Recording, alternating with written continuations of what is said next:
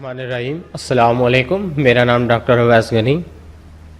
मैं आपको फार्माकोलॉजी और टॉक्सिकोलॉजी में आज जो अद्वियात हैं उनका जो उनका अब्जॉर्प्शन का प्रोसेस होता है जिसे हम इंजज़ाब कहते हैं, कौन कौन से ऐसे अवामल हैं, कौन कौन से ऐसे फैक्टर्स हैं जो अद्विया के जज़ब होने में, उसकी अब्जॉर्प्शन में हेल्पफुल हैं, और कौन से फैक्टर्स ऐसे हैं, अवामल ऐसे हैं जो उस चीज़ को अब्जॉर्प्शन को रोकते हैं। तो हम ये चीज़ आज डिस्कस करेंगे, डिफरेंट फैक्टर्स को स्टडी करेंगे। तो आइए चलते हैं। Half life is the time taken to eliminate 1/2 of the administered drug from the blood, from the body या ब्लड। वो वाला टाइम जब ब्लड के अंदर जो हमने एडमिनिस्टर की होती है ड्रग, जिस्म के अंदर जो दाखिल की होती है ड्रग डिफरेंट रूट्स के ज़रिए, चाहे वो आईवी हो, इंट्रामस्कुलर हो, या फिर ओरल रूट हो या इंटरनल रूट हो, तो उस सूरत में आधी दवाई जो है ना वो जिस्म के अंदर रह जाती है और बाकी अपना असर खो देती है। इस चीज़ को हम हाफ लाइफ कहते हैं, यानी कि आधी दवाई मेडिसिन बॉडी से बाहर चली जाती है, वो अपनी हाफ लाइफ ख़त्म हो जाती है उसकी। तो इसको हम हाफ लाइफ कहते हैं, यानी कि time taken to eliminate 1/2 of the administered drug, यानी कि उसका एक हाफ, यानी कि उसका आधा हिस्सा जो हमने एडमिनिस्टर किया था वो बॉडी से ख़त्म हो जाए, रिमूव हो जाए। इस चीज़ को हम हाफ लाइफ कहते हैं। तो अदविया की फराहमी का तरीका भी कुछ मुतासर होता है कि routes of administration of drugs, यहाँ इस चीज़ की करेक्शन कर लें, रफ लफ्ज़ नहीं है, ये रूट्स है।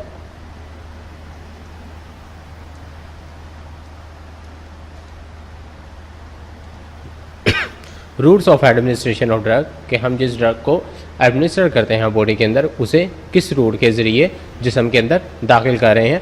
आईएम है या आईवी है, इंट्राथीकल है, इंट्रामस्कुलर है, ओरल रूट है, विजाइनल रूट है। तो ये सारे के सारे रूट्स ऑफ एडमिनिस्ट्रेशन हैं। दूसरे हमारे पास जो चीज़ इसमें असरअंदाज होती है वो है सोलोबिलिटी ऑफ द ड्रग्स।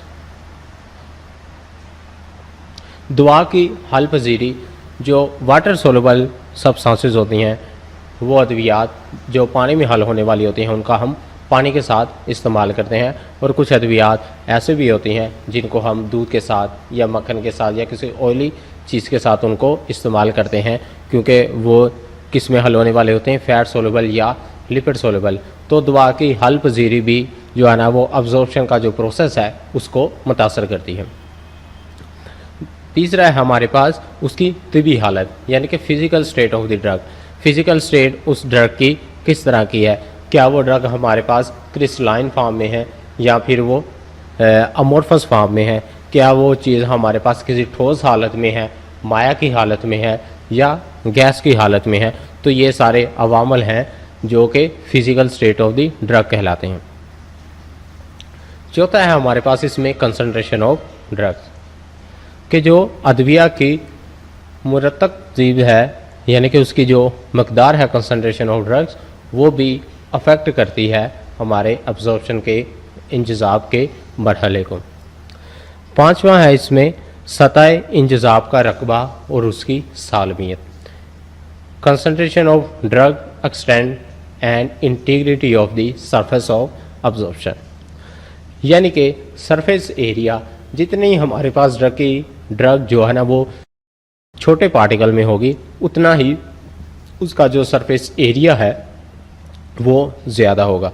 जितनी हमारे पास छोटी एक पॉइंट होता है वो एक ज़्यादा जगह घेरता है, जितना छोटा पार्टिकल होगा वो उतनी ज़्यादा जो है ना उसका जो सरफेस एरिया है उसका उतना ज़्यादा हो जाता है, बढ़ जाता है। Decrease in size increase the surface area, जैसे ही हमने किसी पार्टिकल के साइज़ को कम किया, उसके साइज़ को छोटा कर दिया, तो उसका जो सरफेस एरिया है वो ज़्यादा हो जाएगा। इसको भी हम आगे फर्दर डिटेल से देखेंगे। छठा है हमारे पास कि दौरान खून अमूमी और मुकामी कैफियत, condition of local and general circulation, यानी कि जो खून की मकदार है और खून की रफ्तार है वो किन ऑर्गन्स की तरफ खून की मकदार ज़्यादा है और किन ऑर्गन्स की तरफ खून की मकदार कम है। जिन ऑर्गन्स की तरफ खून की मिकदार ज़्यादा होती है वहाँ पर अब्जॉर्प्शन बहुत जल्दी होती है, और जिस एरिया की तरफ अब्जॉर्प्शन कम होती है वहाँ पर जो ब्लड की सप्लाई है वो कम होती है। सातवीं चीज़ है हमारे पास नीड ऑफ द बॉडी, कि हमें किस वक्त पर, राइट टाइम पर, राइट पेशेंट पर, राइट डोज पर बॉडी को किस चीज़ की ज़रूरत है। तो जिस्म की ज़रूरत के मुताबिक भी ये डिपेंड करता है। जिस तरह अगर बात कर लें, ओल्ड एज की बात कर लें, तो ओल्ड एज में जो पेशेंट्स हैं वो, अगर आपको मिसाल दूं कि उनकी बॉडी की ज़रूरत होती है कि वो बहुत ही सेमी सॉलिड को या लिक्विड चीज़ को आसानी से इनटेक कर लेते हैं, स्वेलो कर सकते हैं।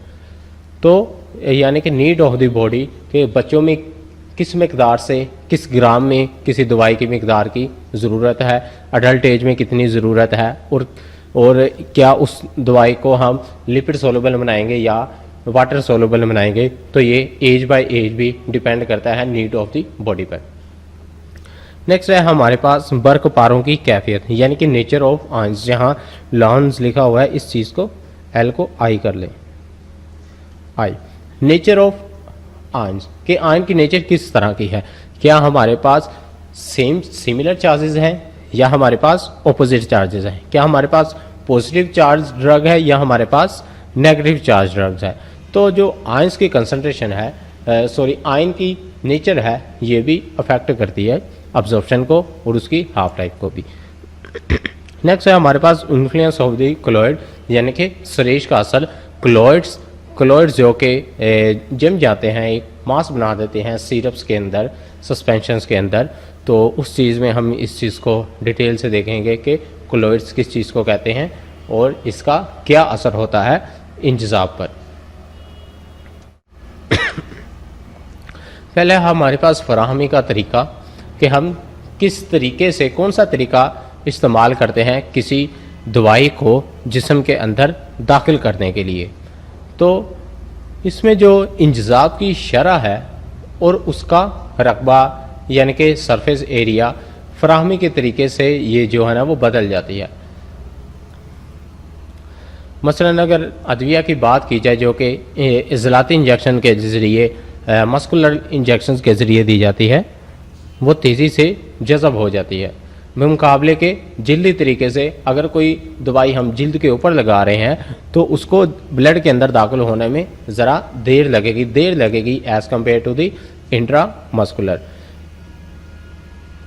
तो इसके अलावा धनी तरीके के मुकाबले में जल्दी तरीके में जो अदविया है वो और ज़्यादा देर से सरायत करती है। इसके अलावा सरीउल मजहब होने के एतबार से, फराहमी के तरीके से वो दर्ज झैल कुछ तरीके इसमें दिखाए गए हैं कि फराहमी का तरीका कि कौन सी दवाई हमारे पास कितनी जल्दी से असरअंदाज होती है। तो सबसे पहले हमारे पास है इंट्रावेनस, जिसे हम वरीदी तरीका कहते हैं। वरीदों में डायरेक्ट जो इंजेक्शन की फॉर्म में सिरिंज को वरीद के अंदर दाखिल किया जाता है और वो वरीद में ही डायरेक्ट जो है ना वो ड्रग को उसके अंदर, वरीद के अंदर, वेन के अंदर फेंक दिया जाता है। तो इसमें ड्रग की सारी मिकदार बगैर किसी क्वांटिटी में, किसी माइनर अमाउंट में ज़ाया हुए हमारे ब्लड स्ट्रीम तक पहुंच जाती है। तो इंट्रावेनस रूट को हम एमरजेंसी में भी इस्तेमाल करते हैं। इसके अलावा इन्हेलेशन रूट का इस्तेमाल हम करते हैं अगर कोई दमे का मरीज़ हो या कोप, जैसे कोई सांस की बीमारियों का मसला हो, तो उसके लिए फिर हम इन्हेलेशन का रूट इस्तेमाल करते हैं। इन्हेलेशन के लिए दवाई को पफ की फॉर्म में या रोटाहेलर की फॉर्म में इन्हेल कर लिया जाता है। तो वो दवाई हमारे रिस्पिरेटरी सिस्टम से, ट्रैकिया से होते हुए लंग्स के अंदर पहुंच जाती है, फेफड़ों के अंदर पहुंच जाती है, तो उसी वक्त अपना असर दिखा देती है। इस चीज़ को हम इन्हेलेशन कहते हैं। तीसरा है हमारे पास इंट्रामस्कुलर। इंट्रामस्कुलर के जज़ब होने का जो प्रोसेस है वो इंट्रावेनस से कम होता है या इन्हेलेशन से कम होता है। दवाई चूँकि मसल्स के अंदर इंजेक्ट की जाती है, टिश्यूज़ के अंदर इंजेक्ट की जाती है, तो थोड़ी सी से देर लगती है इंट्रावेनस से।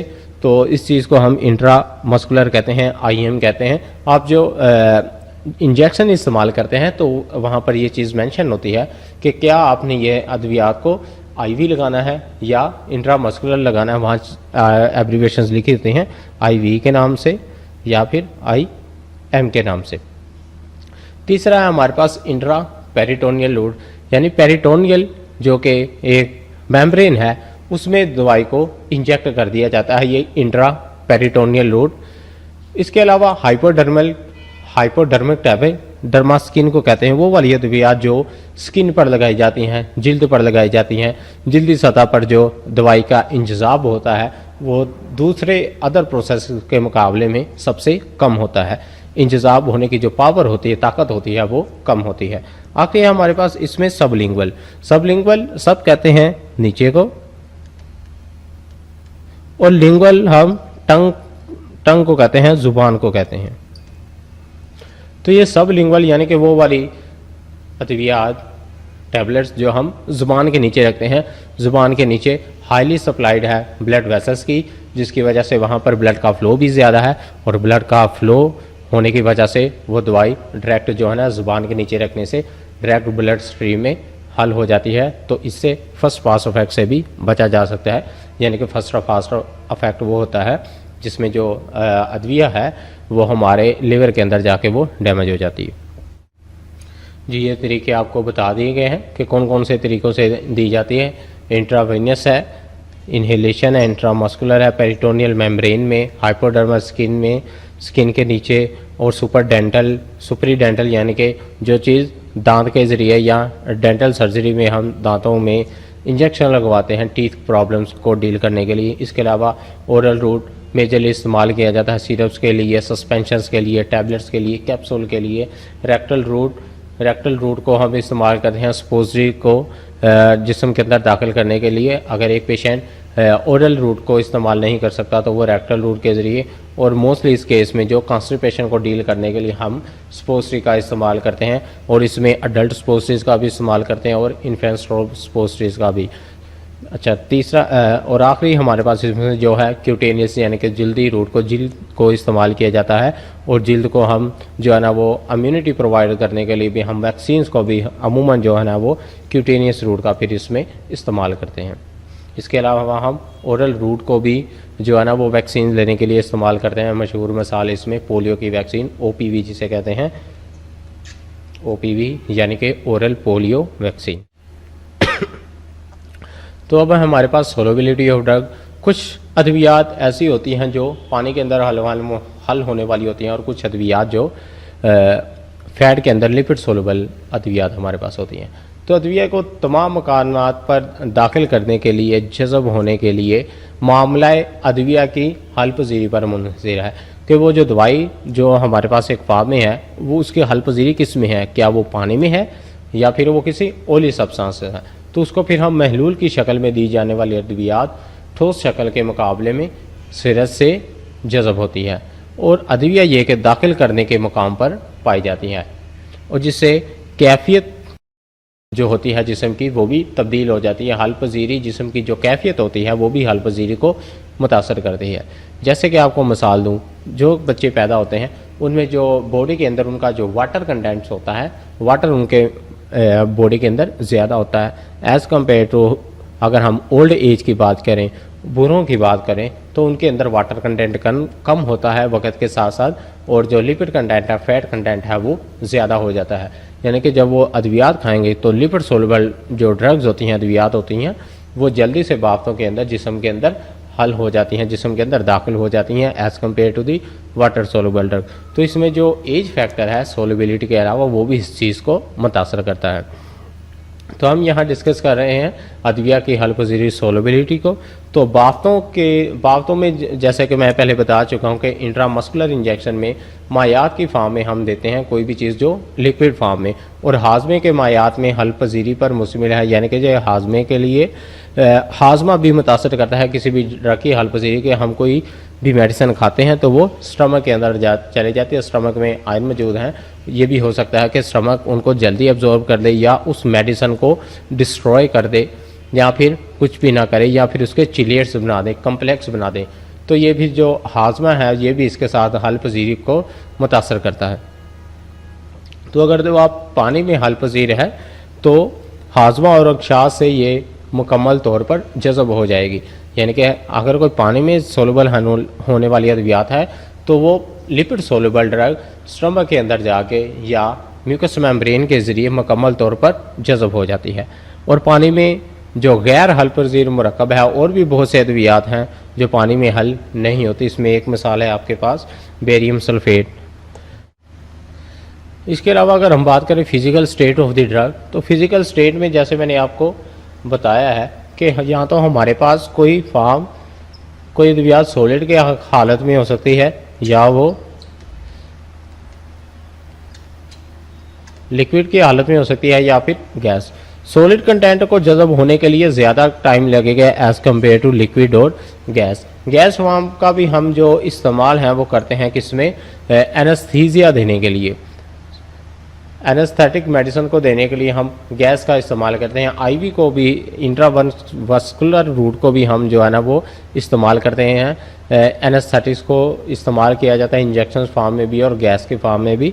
तो जो सबसे जल्दी असर करने वाली अदविया है वो लिक्विड और गैस है as compare to the solid.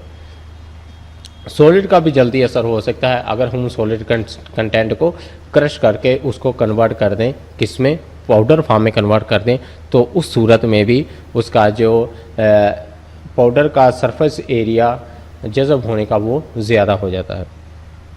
तो गैस मायात के मुकाबले में और मायात ठोस के मुकाबले में जल्दी से सरत से जज़ब हो जाती हैं, जल्दी से जज़ब हो जाती हैं।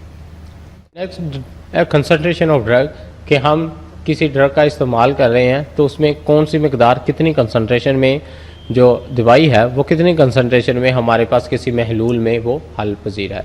तो ये हमारे पास जो जिस्म का जो एक फैक्टर है इन्फ्लेमेशन जिसे हम कहते हैं, तो सोजश के केस में जो कंसंट्रेशन ऑफ ड्रग है वो बहुत जल्दी से जिस्म के अंदर सरायत कर जाती है।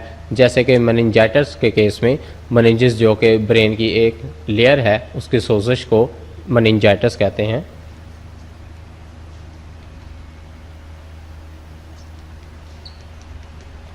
इन्फ्लेमेशन ऑफ मेनिंजेस, ये ब्रेन की एक कवरिंग लेयर है, ब्रेन का एक हिस्सा है। तो जब इसमें इन्फ्लेमेशन होती हैं तो वो वाली अद्वियात जिन्होंने ब्रेन को क्रॉस नहीं करना, तो वो भी इस सूरत में जब इन्फ्लेमेशन हुई होती है मेनिंजेस की जब इन्फ्लेमेशन हुई होती है तो उस सूरत में ये वाली अद्वियात भी फिर जिस्म दिमाग के अंदर चले जाती हैं और बॉडी के लिए नुकसानदेह साबित हो सकती हैं। तो कभी महलूल अगर सोजश का बास ना हो तो ज़ईफ़ महलूलों के मुकाबले में बेहतर तौर पर ये जो है ना वो जज़ब हो जाते हैं। सतह इंजज़ाब की वसातत और कुलियत, यानी कि जज़ब होने के लिए जितनी सतह ज़्यादा फराहम होगी, जज़ब होने की जो शरह है वो उतनी ज़्यादा होगी। बेहतर तौर पर इसमें हमारे पास पेरिटोनियम की मिसाल है। मसलन अदविया फेफड़ों, पेरिटोनियम जो कि लेयर है फेफड़ों के गिर्द, जिसे हम पेरिटोनियम कहते हैं।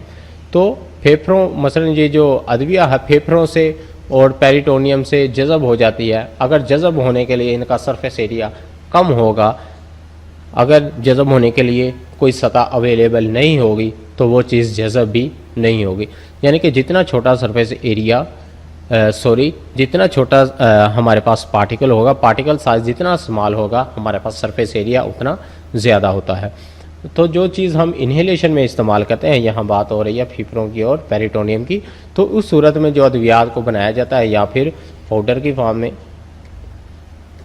या फिर सोल्यूशन की फॉर्म में, तो दोनों के मुकाबले में इनका जो सरफेस एरिया बहुत ज़्यादा स्मॉल होता है, जिसकी वजह से फेफड़ों का और ये जो पेरिटोनियम का सरफेस एरिया लार्ज हो जाता है। तो दवाई को जज़ब होने के लिए बहुत ज़्यादा सतह मिल जाती है, जिसकी वजह से जो आप ये कह सकते हैं कि जो पार्टिकल का जो साइज़ है जितना ज़्यादा छोटा होगा, हमारा सरफेस एरिया उतना ज़्यादा लार्ज होगा, और सरफेस एरिया जब लार्ज होगा तो वो दवाई भी जल्दी से जिस्म में जज़ब हो जाएगी, हल हो जाएगी।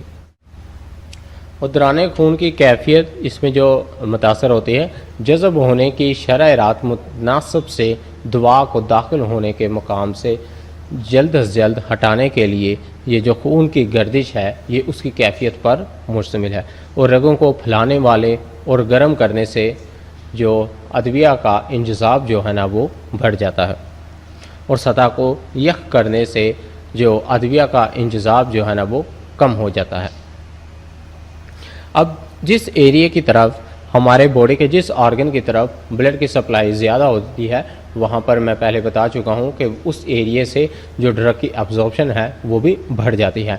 मिसाल के तौर पर हमारी किडनी की तरफ लीवर की तरफ, जिगर की तरफ जो है ना, या एब्डोमिनल पार्ट में जो ब्लड का फ्लो है वो ज़्यादा है, और जिसकी वजह से वहाँ से जो अदविया है वो बहुत जल्दी से जज़ब हो जाती है। एज़ कम्पेयर टू अगर हम स्किन की बात करें तो स्किन की तरफ जो ब्लड का फ्लो है वो होता तो है लेकिन दूसरों के मुकाबले में कम होता है, जिसकी वजह से स्किन के ज़रिए जो जिस्म के अंदर दाखिल होती है दवाई, उसका जो असर है या उसके जज़ब होने की जो ताकत है वो भी कम होती है।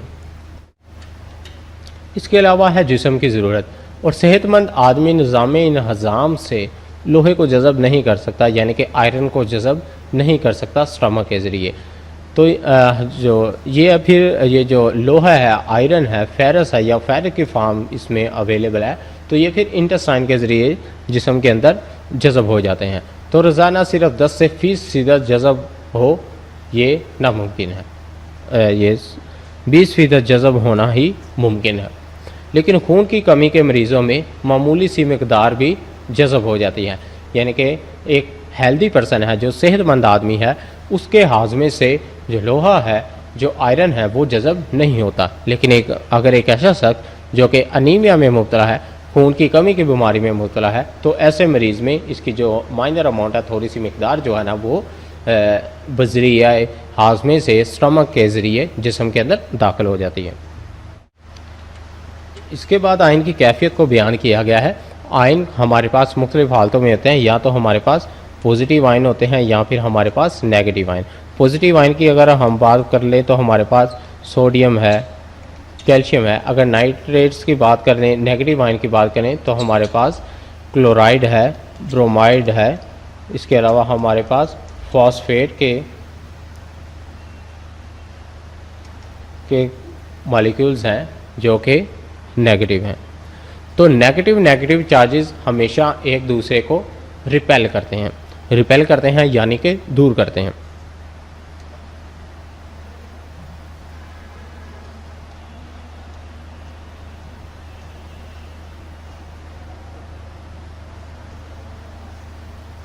तो हमारे पास ये एक चीज़ आपको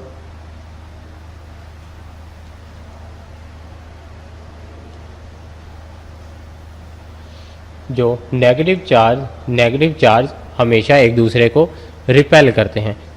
इसके अलावा पॉजिटिव चार्ज और पॉजिटिव चार्ज ये भी एक दूसरे को रिपेल करते हैं, एक दूसरे से दूर धकेलते हैं।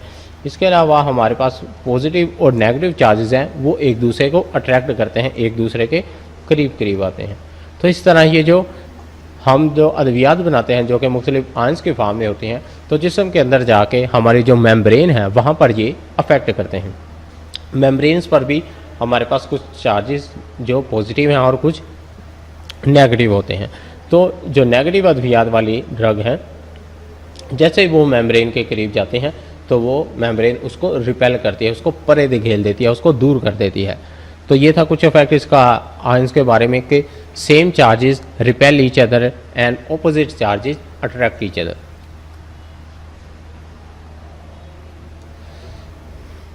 तो खुलियों की जो दीवार है, जो उसकी वाल है, सेल्स की वाल है, बिलखसूस बरके पारों के लिए नफूस पजीर है। इसके अलावा यानी कि वो नेगेटिव चार्जेस के लिए नफूस पजीर है। नेगेटिव चार्जेस, पॉजिटिव चार्जेस, या फिर आप इसे ये कह सकते हैं नेगेटिव आयन भी कह सकते हैं या पॉजिटिव आयन भी। तो मस्बत बरक पारों में जिस तरह हमारे पास सोडियम है, पोटाशियम है, सरद से जज़ब हो जाते हैं। तो कैल्शियम कदरे जो है ना वो कम तेज़ी से जज़ब होता है। मैग्नीशियम जो है हमारे पास बिल्कुल ही जज़ब नहीं होता, और मनफी बर्क पारों में जो कि हमारे पास क्लोराइड है, ब्रोमाइड है, वो बहुत तेज़ी से जज़ब हो जाते हैं, जबकि हमारे पास जो सल्फेट हैं या फॉस्फेट हैं वो जज़ब नहीं होते। यानी कि जो नेगेटिव आयंस हैं वो जल्दी से उस मेम्ब्रेन को क्रॉस कर सकते हैं, खुलियों की दीवार को क्रॉस कर लेते हैं, जबकि हमारे पास जो सल्फेट और फॉस्फेट के जो कि हमारे पास पॉजिटिव आयन है ये जल्दी से जज़ब नहीं होते। यानी कि जो आयन की कैफियत है वो भी अब्जॉर्प्शन के प्रोसेस को, इंतज़ाब के प्रोसेस को मुतासर करती है। इसके पास आखिरी है हमारे पास रेशी का असर, कि हमारे पास जो इमल्शंस हैं, कोई अद्वियात हमारे पास सस्पेंशन और इमल्शन फॉर्म में भी आती हैं, जैसे कि तेल हो गया, गूंद हो गया, कैओलिन हो गया, तो इंजज़ाबी सतह को ये क्या कर देती हैं, कम कर देती हैं, क्योंकि इसमें हमारे पास पहला पॉइंट जो है कि दवा का इंजज़ाब और अखराज जुज़वी अमल है।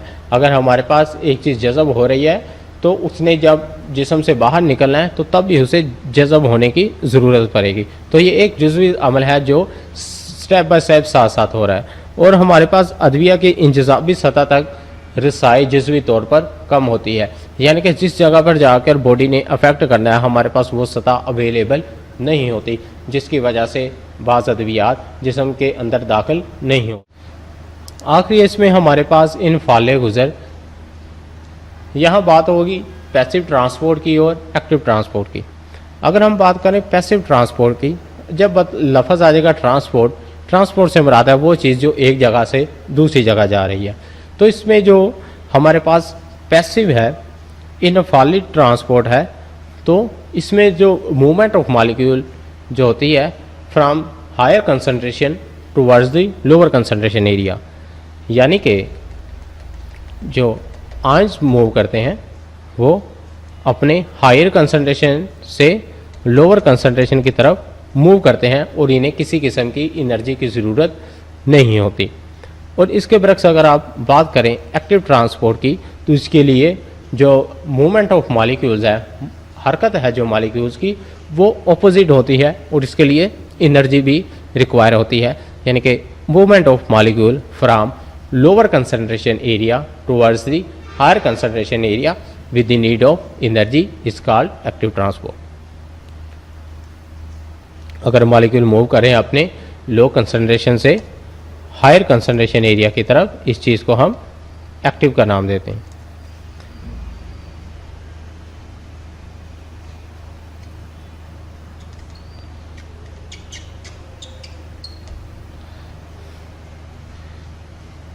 इसके अलावा हमारे पास फिल्ट्रेशन है। पैसिव डिफ्यूजन या पैसिव ट्रांसपोर्ट एक ही चीज़ है, या फिर हम इसे फैसिलिटेटेड डिफ्यूजन वो होती है, या वो कह सकते हैं कि अगर मूवमेंट मूव कर रहे हैं आयंस के अंदर with the help of proteins, तो उस चीज़ को हम पैसिव डिफ्यूजन भी कहते हैं। इसके अलावा अगर हम बात करें फिल्ट्रेशन की, फिल्ट्रेशन सिंपली जिसे हम निथारता कहते हैं, चीज़ों को फ़िल्टर कर लेते हैं, तो जिसके लिए हम फ़िल्टर पेपर का भी इस्तेमाल करते हैं। अगर हम बात करें अपने जिस्म के अंदर किडनी की, गुर्दों की बात करें, गुर्दों का काम है फ़िल्ट्रेशन करना, ब्लड को यूरिया से, यूरिन से साफ़ करना, ये किडनी का काम है फ़िल्ट्रेशन का। जिस तरह हम चाय को जो है ना वो कप के अंदर डालने के लिए पानी का इस्तेमाल करते हैं, वो भी वो पत्ती को क्या कर देती है, चाय को फ़िल्टर करती है। तो इसके लिए भी हम फ़िल्टर पेपर, ये मुख्तलिफ़ इक़साम के होते हैं, मुख्तलिफ़ टाइप की फ़िल्ट्रेशन है, जो नेक्स्ट लेक्चर में हम इसको फर्दर डिटेल में पढ़ेंगे। तो ये था आज का हमारा टॉपिक। अगले लेक्चर में इंशाअल्लाह ताला फिर मुलाकात होगी। अल्लाह हाफ़िज़।